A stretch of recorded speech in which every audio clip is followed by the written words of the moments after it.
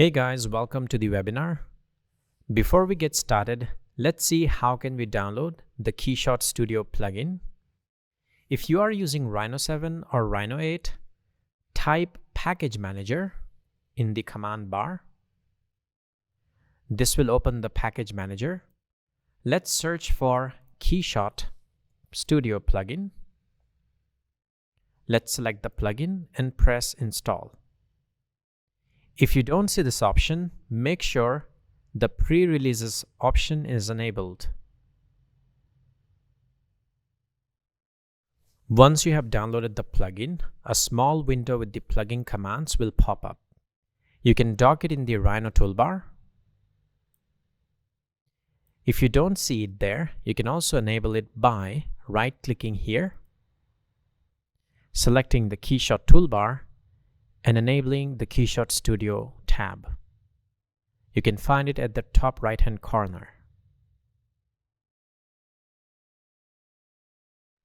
Now let's head to the download folder and import a 3D scan of a shoe.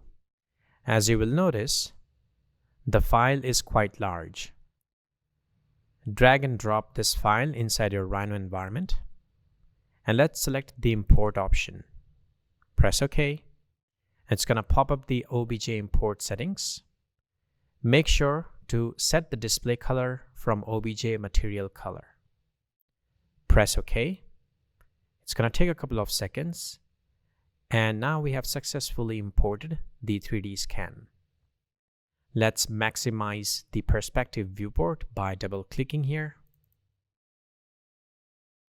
Since it's hard to see the material in shaded or wireframe mode, let's switch to the rendered mode to view the scan with its material applied.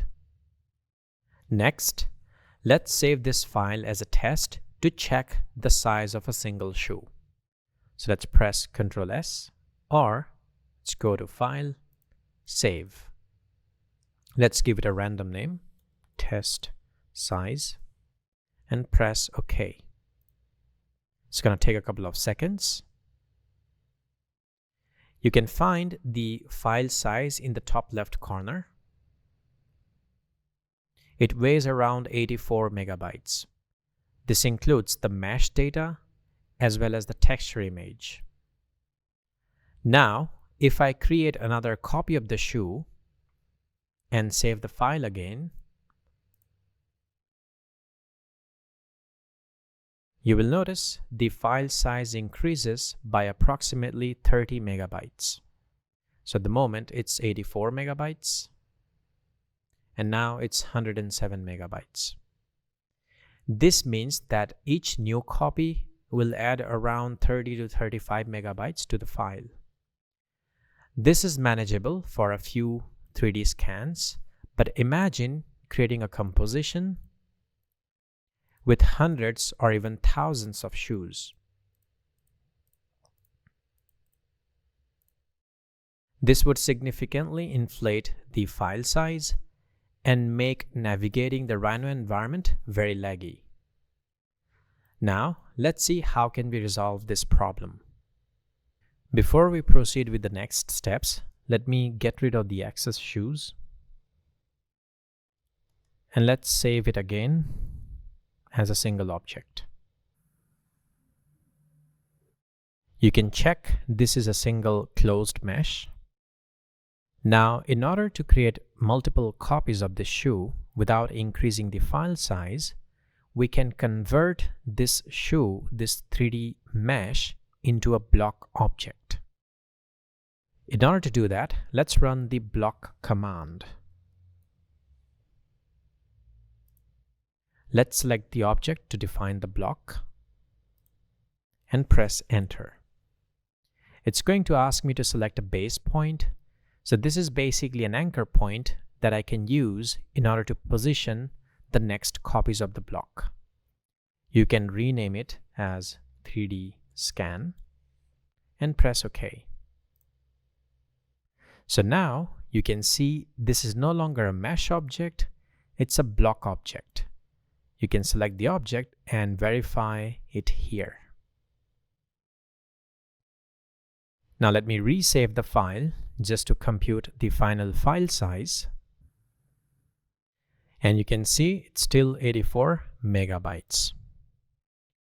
However, now when I create copies of this block instance, you will notice that the file size will not increase with each new copy. So now let me resave it and let's verify that the file size remains 84 megabytes. So I can create tens, hundreds, and even thousands of block copies, and the file size will remain the same. This will let us create very complex compositions without increasing the file size. So within Rhino, we have this plugin called Grasshopper, and Grasshopper lets you create parametric modeling and algorithmic modeling workflows. What I have done here is created a simple script which lets us populate this block instance randomly on these 100 points. Let me take you through the script. I'm importing the block instance from Rhino. I'm populating a region with random points. I'm moving these block instance to these random points. Now I'm also creating a set of random lines and plane normal to those lines, and using those planes we are rotating these shoe scans randomly in 3D space. Now you don't have to worry about this process. I'm already going to provide you the file with this random orientation. So let me finalize these geometries inside Rhino. And let's save the file.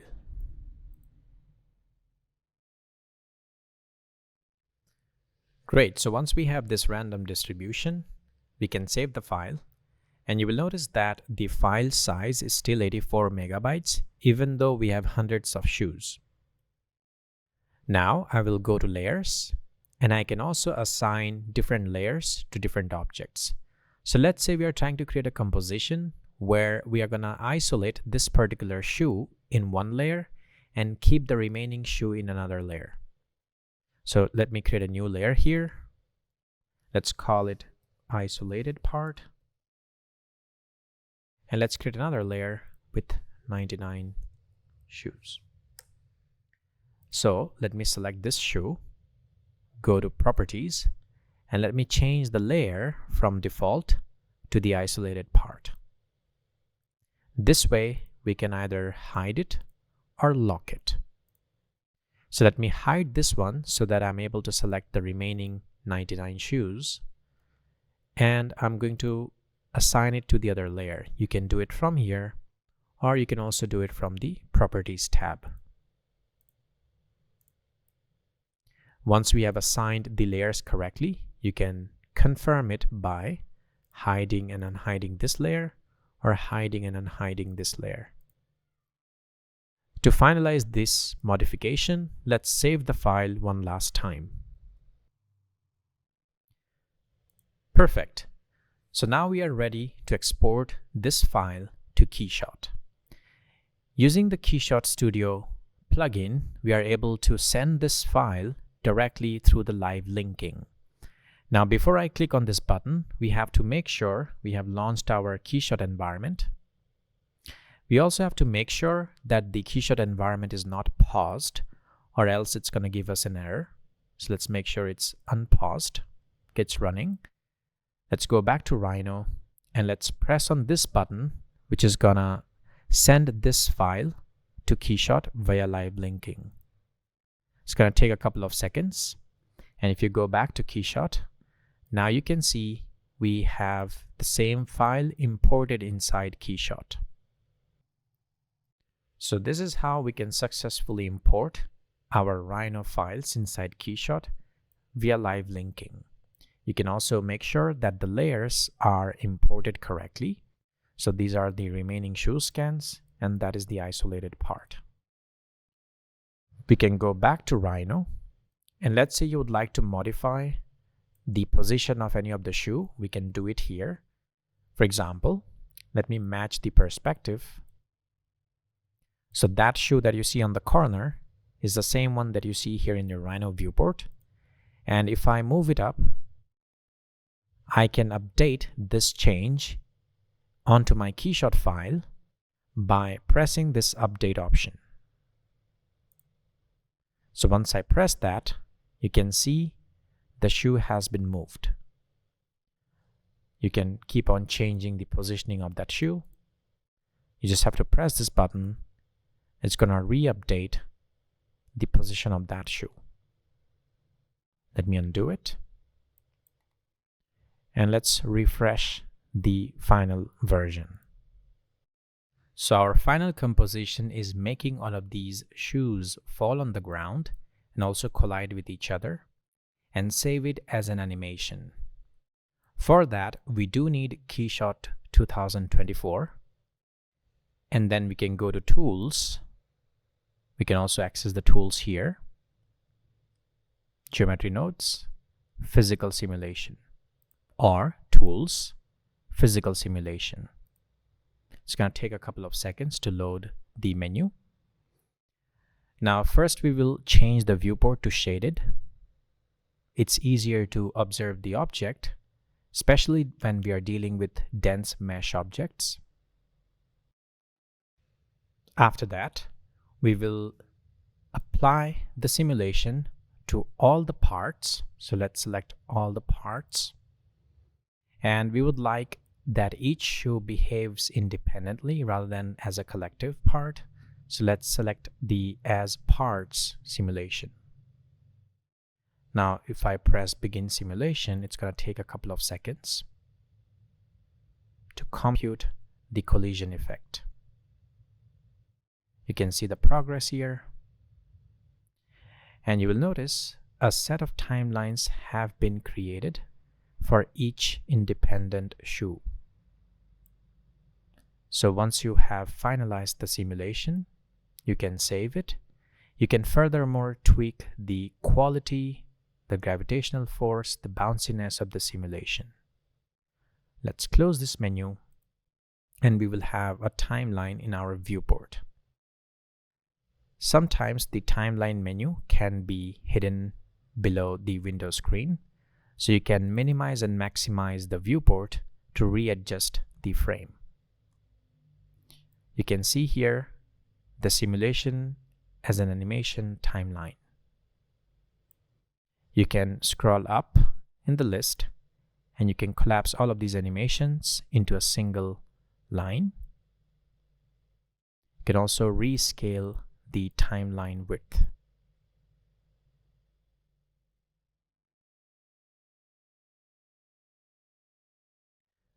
Once we have finalized the simulation, we will find a shoe that is oriented as per our composition. So for example, this looks nice. So I will adjust the camera and frame it in the center. Let's save that camera. And we will use this as our final composition angle. Let's resave the file. And let's go to the next step. Now, before I recalibrate the materials, let me clean up my workspace. So I will just close the animation tab. I will also close the material tab. Let's double click here. We can also close this one. And we can reduce the width of the scene. If you're unable to change this width, you can go to Image and you can unlock these two options. This way you are able to freely modify the scene size. Now what I will do is I will first create an environment. I can also add a custom lights. Increase the brightness.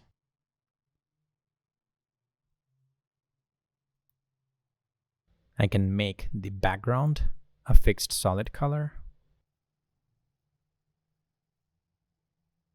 And the background of the environment black color. This way we can add more contrasting effect to the scene. Let's add a couple of lights. I will also go to lighting menu and I will change the lighting presets to product. Now this looks okay in terms of lighting, but the materials, they don't look realistic. Okay, so let's see how can we calibrate the material. First, I will isolate the material for this shoe, which is going to be in the center of the frame with the remaining shoe. So at the moment, they all share the same material. So let me right click and unlink this particular material. This creates a copy. You can rename it color. And the remaining material, we will make it black and white. So let me first calibrate the colorful material. So let's double click on it, open the material graph, and you can see it's a image, PNG image, applied on top of this plastic material. Now this material in itself on the 3D scan doesn't have a lot of details. So what we can do is we can use this image as our roughness parameter to add a bit of effect on the highlights. And we will also use the same image as our bump parameter. So this is going to add these details. You can double click on the map and you can increase the bump height to exaggerate those details. So now you can see this looks way better with the bump effect.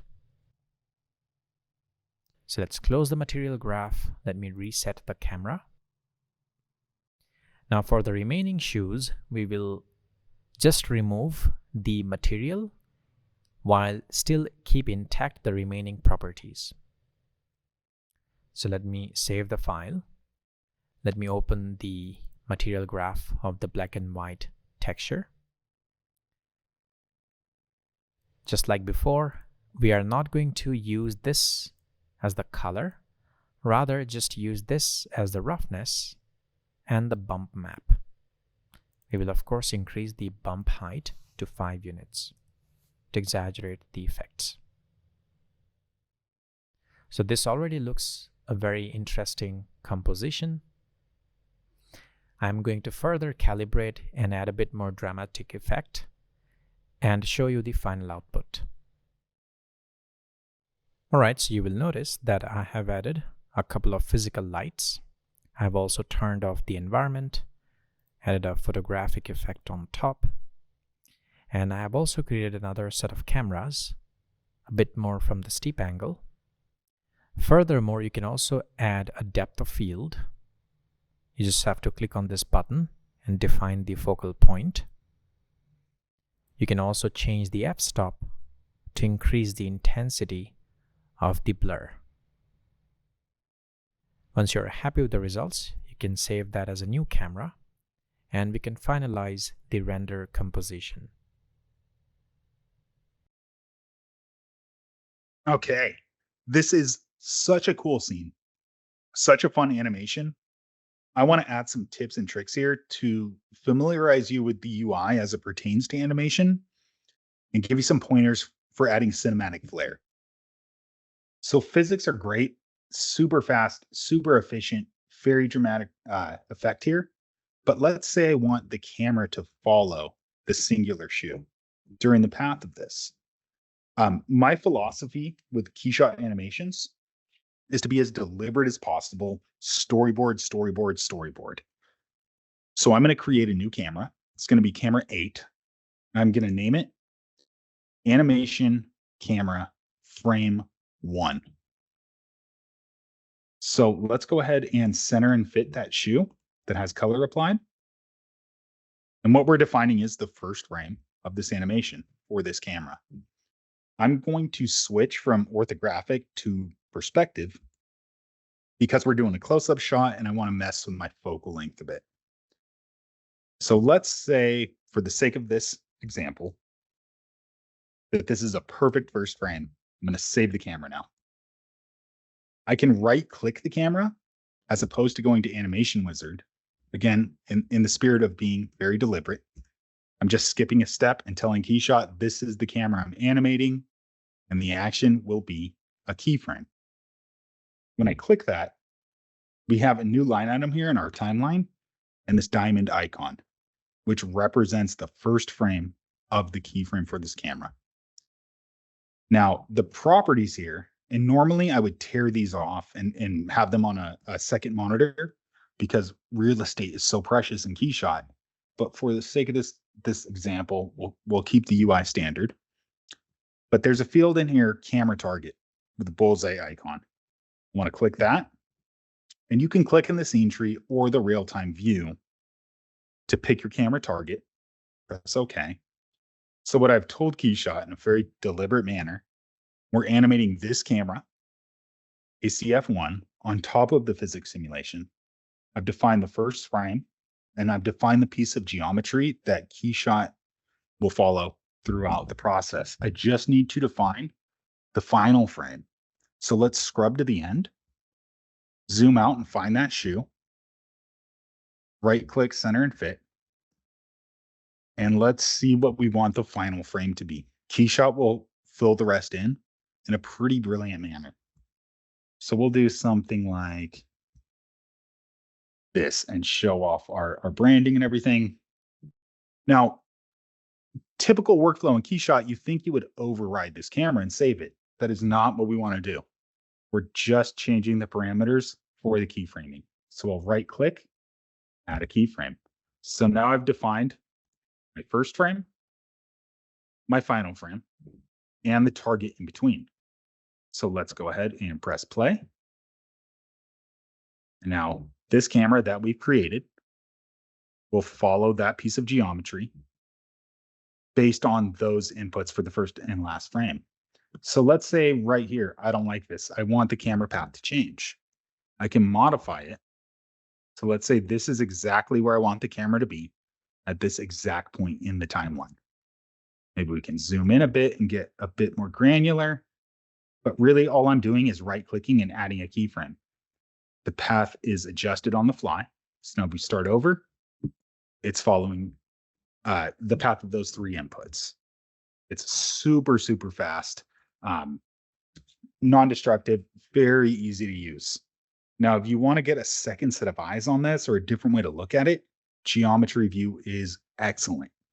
So you can use hotkey O as an Oscar, or you can right click in the top ribbon, make sure geometry view is selected, and then you can just pick that anytime. Again, this is something I would normally be running on a second monitor, but what we have here,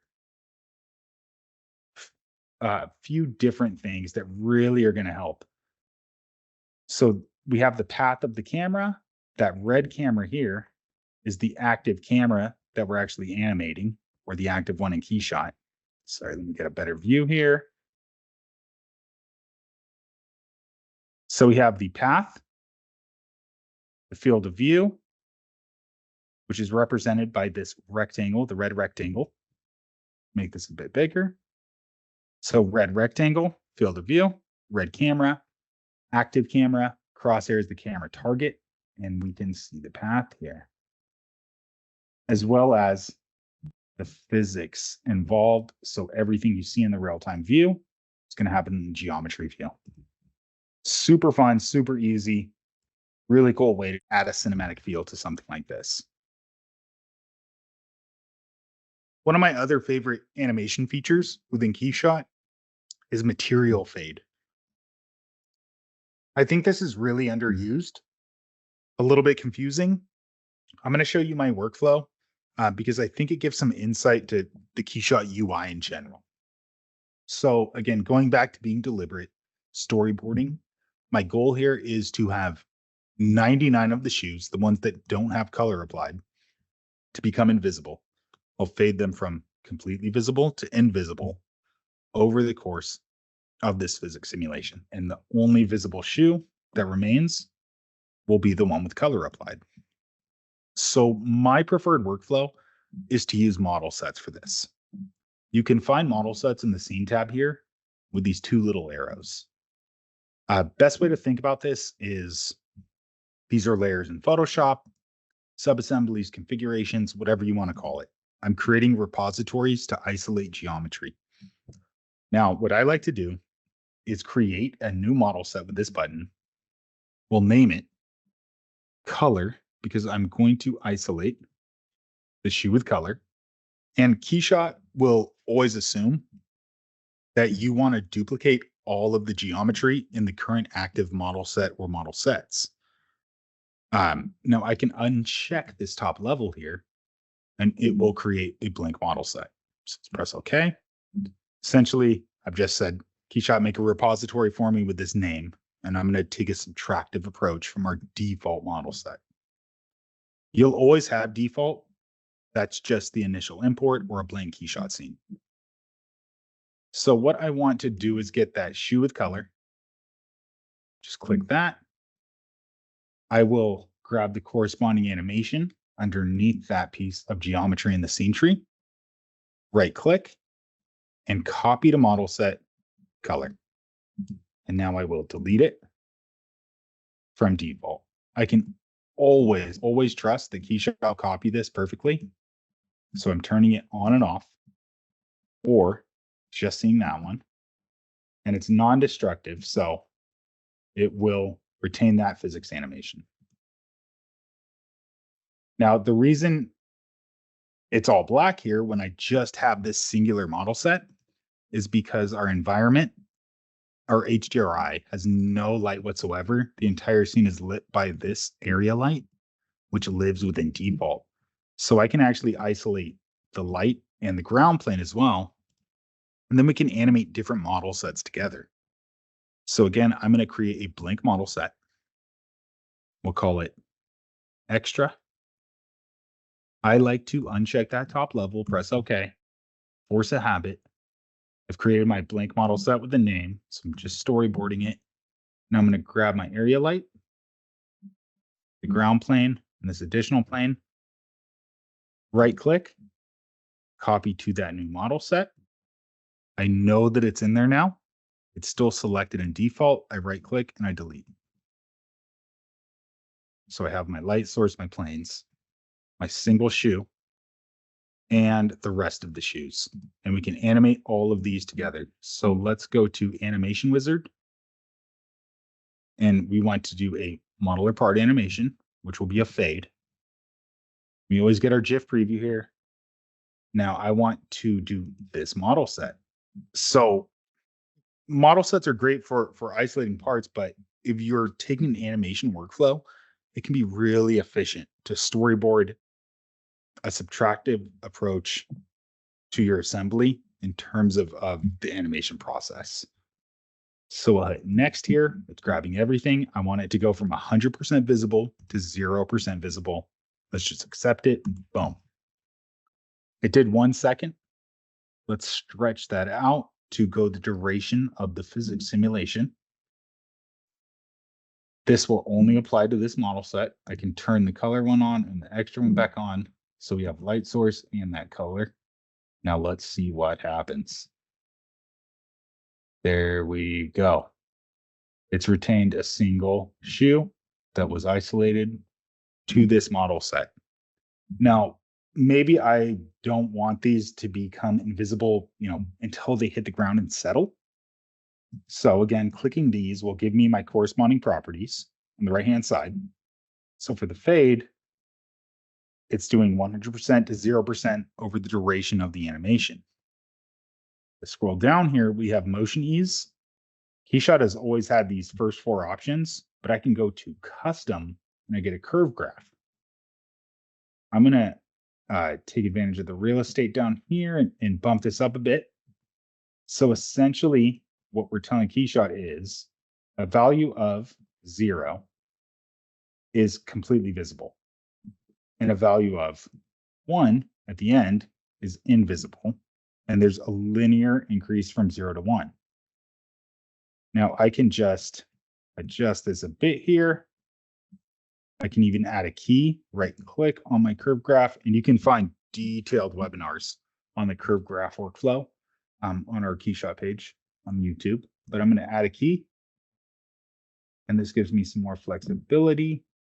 So let's see. I can run the animation just by pressing play, scrubbing here, or scrubbing in this view.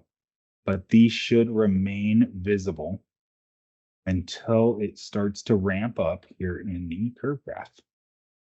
So very, very, very granular control.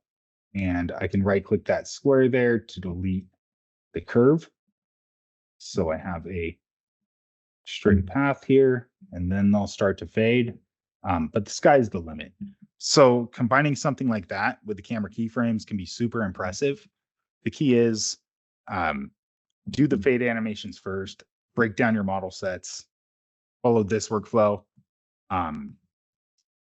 But the key really is storyboarding and being deliberate and taking that subtractive approach with model sets. So you can take advantage of animations from the get-go, and you'll have a very efficient workflow.